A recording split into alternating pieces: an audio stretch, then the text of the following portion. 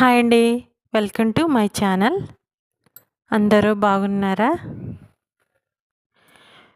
మనకి వంకాయ బజ్జీ అంటేనే ఫస్ట్ గుర్తుకొచ్చే ప్లేస్ వచ్చేసి గుంటూరు. అక్కడికి వెళ్తే ఈ వంకాయ బజ్జీని టేస్ట్ చేయకుండా ఎవరైనా వస్తారా? అదే స్టైల్లో మనమైతే ఇప్పుడు వంకాయ బజ్జీని రెడీ చేసుకోబోతున్నాం. ఫస్ట్ క్లీన్ చేసిన వంకాయలకైతే ఇలా ఘాట్లయితే పెట్టేసుకుందాం. ఇలా ఘాట్లు పెట్టుకున్న వంకాయలనైతే ఒక 50% అయితే ఆయిల్లో వేయించుకుందాం.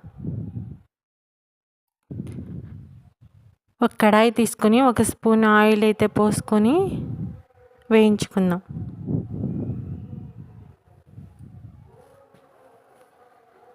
చాలా సింపుల్గా అయితే రెడీ చేసుకోవచ్చు. ఒక 50% అయితే వంకాయలు అయితే రెడీ అయిపోయినాయి. ఇప్పుడైతే స్టవ్ ఆఫ్ చేసుకుందాం. వీటిని అయితే ఒక ప్లేట్లోకి తీసుకొని చల్లారేదాకా పక్కన పెట్టేసుకుందాం. దానిలోపు స్టఫింగ్ అయితే రెడీ చేసుకుందాం. కొంచెం కొత్తిమీర వేసుకుందాం. అలాగే ఒక ఉల్లిగడ్డని ఇలా ముక్కలుగా కట్ చేసుకొని వేసుకుందాం.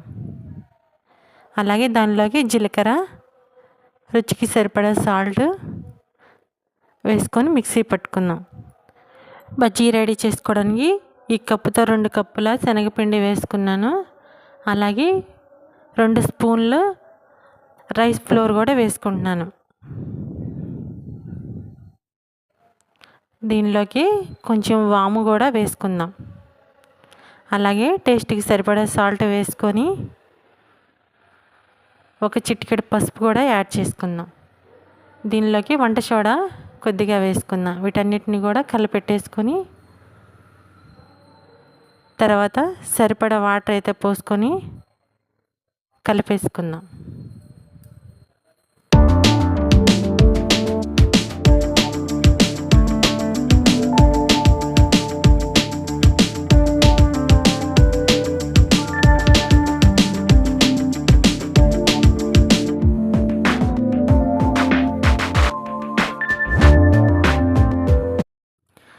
ఇలా థిక్గా కలుపుకోవాలి. బ్యాటర్ వచ్చేసి ఇప్పుడు స్టఫింగ్ అయితే పెట్టేసుకుందాం. అన్నిటికీ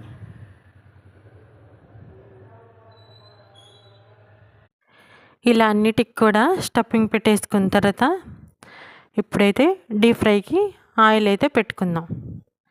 ఆయిల్ హీట్ అయిన తర్వాత స్టఫింగ్ పెట్టుకున్న వంకాయలను అయితే పిండిలో ముంచి వేసేసుకుందాం.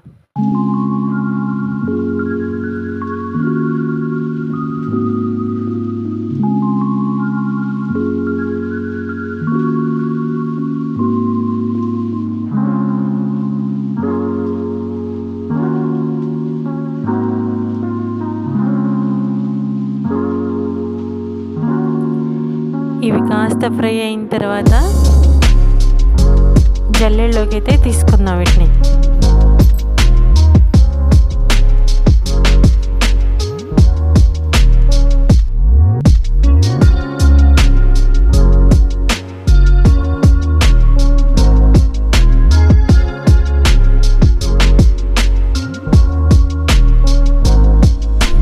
అలాగే మిగతా వాటిని కూడా వేసేసుకుందాం.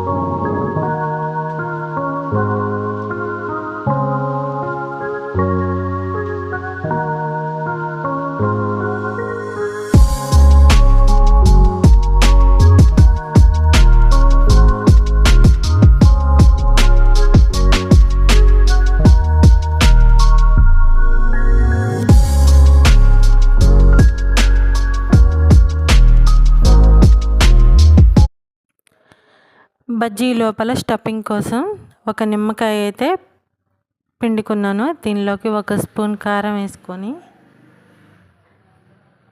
ఇలా రెడీ చేసుకుందాం.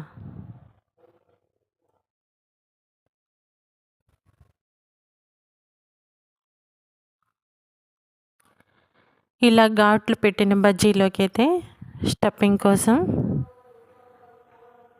ఫస్ట్ ఉల్లిపాయలు, తర్వాత కొత్తిమీర,